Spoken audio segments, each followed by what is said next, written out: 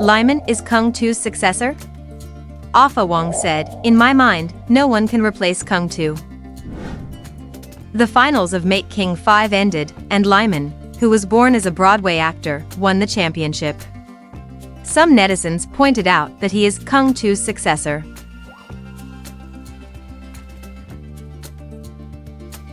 Lyman danced and sang and showed off his muscles in the self-selected song segment.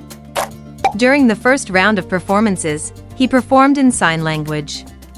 He blew himself up that he had a hearing problem, and he could not rule out the possibility of being completely deaf in the future. The story was touching and inspirational, and he finally reached the top and won the championship. After the game, Ahfa Wong expressed that the top 3 were her favorites. When talking about Lyman being called Keung To's successor, she said, "In my mind, no one can replace Keung To even if KC. I have paid attention to him as a dancer, but he will not replace any of Mirror and Error."